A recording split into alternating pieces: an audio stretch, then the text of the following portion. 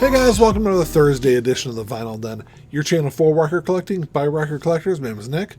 Today I'm going to be talking about how big box stores like Walmart and Target and even Amazon have impacted your local independent record stores. If you haven't done so yet, make sure you click on that link down below. Go check out the Vinyl Den Facebook group. It's a cool place to continue the music conversation. You guys are probably tired of hearing me talk about it every episode, but we talk about everything music related in there, not just vinyl records. There's also a link for the Vinyl Den merch page, where we have t-shirts and sweatshirts on there.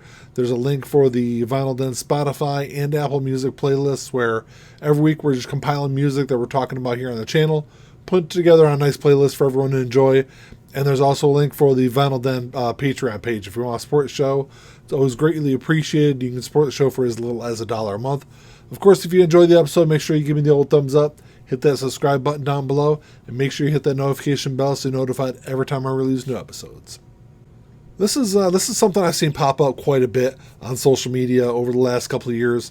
And to be completely honest, I've probably seen less of it over the last 6 months to a year. But, whenever people post pictures of albums that they pick up from Target or Walmart, especially those exclusive albums, there tends to be a lot of pushback of, hey, we need to be supporting our independent record stores, and, these big box stores don't really care about vinyl records. They're just pushing a product, which is completely 100% correct. Your local Walmart or even Amazon, they don't really care about what you're listening to. They're just in it to kind of make money because that's where the market is right now. But I think these big box stores, especially the exclusives you're getting from Target and Walmart, I think are really kind of helping to push the vinyl record community and the vinyl resurgence that we've seen over the last 15 years. I think it's kind of trying to push it to even more. Those big box stores do kind of serve a purpose. A lot of them sell. Especially I'm going to focus primarily on Target and Walmart because they primarily push a lot of your more popular albums, your top 40 kind of stuff. And those are the albums that really kind of get people into buying vinyl records. And I think that's kind of where the purpose of those big box stores lie primarily, and once someone kind of builds up their collection with a lot of that stuff, you're not going to find your harder to find albums at Walmart or Target. I will say that Target has a lot bigger of a selection on their website than they do in their store, and they do sell a lot of indie records through their website. So they do kind of have a little more of a selection than say Walmart does. But a lot of your smaller bands, indie labels, you're not going to find that stuff for either one of those stores. You're going to get that stuff from your local independent record store.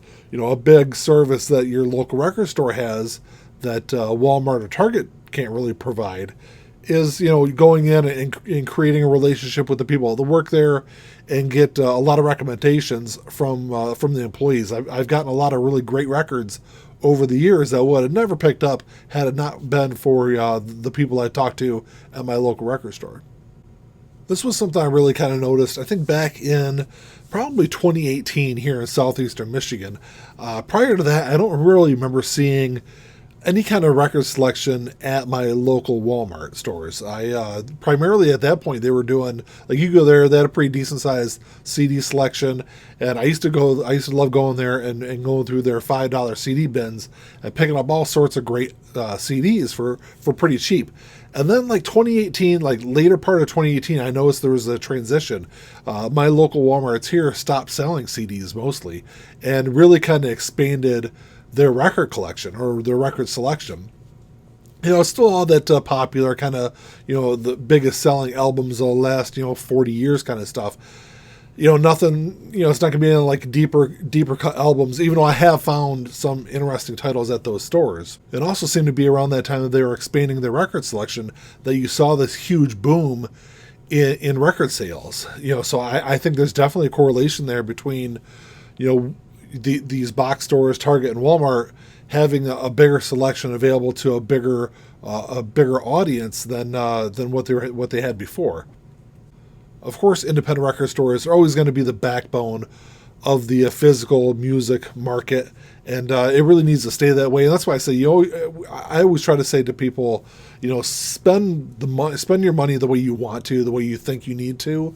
Try to support your local stores as much as possible. And I think a lot of people think that, because of the sales at those big box stores are increasing, that's hurting sales at local record stores. And I think it's kind of the complete opposite. I think the big box stores, feed more people into independent record stores. And I think as we see the prices of new vinyl going up, I think that's kind of going to kind of continue, because your big box stores can't offer a used selection like your independent record stores do. Now, yes, you can go on Amazon and buy used albums through third-party vendors and stuff like that on there. But for the most part, I think as people are getting into vinyl records, and seeing, I can buy this album for, $40 brand new, or, hey, look, there's a record store over here, let's stop in there and check it out, and they find a used copy that's maybe, $12 or $14. I think that's kind of, like I said, that's where that relationship is going to build up with these newer collectors in their local stores. I would say that for the most part, the record store owners that I've talked to, they don't really think much about what Target or Walmart or Amazon is doing. And really the only time that really even comes into mind for them is when people come in and say, hey, wow, I can buy that album for, $5 or $6 cheaper at one of these big box stores or Amazon. And that's something that, independent record stores are going to kind of lose some business there. But I think that's a really, really small fraction. I think a lot of people will, look at a lot of that stuff and say, hey, look, if I've got to pay an extra $2 or $3 at my local store, I'm fine with that. And I also know a lot of people that, don't really have any kind of record stores in their area. Would have to travel, an hour or more to go to a record store. And with gas prices are the way that they are right now, a lot of people don't want to make that kind of drive. So it is a lot easier to kind of order from Walmart or Target, or definitely Amazon, because a lot of people are ordering stuff through Amazon. I know a couple of people that buy a lot of their albums through Amazon. So, we're not at a point yet where the market is saturated with record stores like it was, prior to the early 2000s. And, a lot of people have to rely on those bigger box stores, to get their albums. Like I said in the beginning, there was a point in time where, if I bought a Target or Walmart exclusive album, I knew if I posted it on social media, I would get pushback. Oh, why are you buying these albums? They're inferior products, which they really aren't. They're pressed at the same pressing plants as any kind of standard releases. But, like I said, that's kind of gone down. I don't see as much of a pushback, but there still is enough out there that, I still see it on occasion. I don't see it really in the Vinyl Den Facebook group, but I do see it still in some other Facebook groups. And the thing I always say to them is, you need to spend the money the way you see fit. If you feel you need to buy an album from Target or Walmart or Amazon to save a few bucks, spend your money the way you see fit.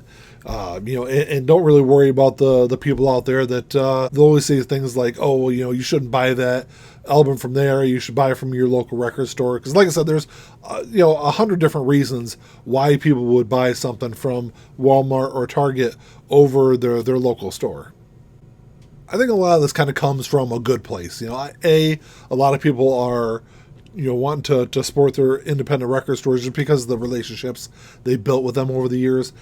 And I think B, because a lot of people remember, what happened with CDs in the late 90s and the very early 2000s, where there was kind of this push to make everything as cheap as possible. And I think that's what ultimately led to a lot of people moving to, almost made music more disposable.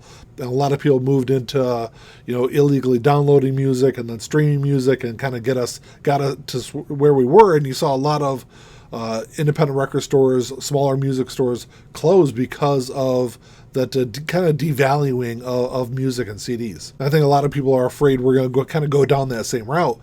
And, because bigger box stores like Target, Walmart, Amazon, they buy at a volume where they're able to buy it for a lot cheaper than your local record store, and that's why you kind of get that difference, $4, $5, $6 difference between your local record store and what a big box store can sell for. So I think a lot of people kind of look at that trend that they have seen previously and don't want to see that happen again. Well, that's all I got for you today, guys. Thanks for checking the show out. I'm a firm believer that, these big box stores, at this point right now, it could change down the line, but I think at this point now, a lot of these big box stores serve kind of a purpose, and, they're eventually funneling more and more record collectors to independent record stores. And I see that as a good thing. It might change down the road, and we might get to a point where, these big box stores are kind of devaluing music again. And at that point, it'd be a different story. But drop me a comment down below. Let me know what you guys think. If you enjoyed the episode, make sure you give me a thumbs up.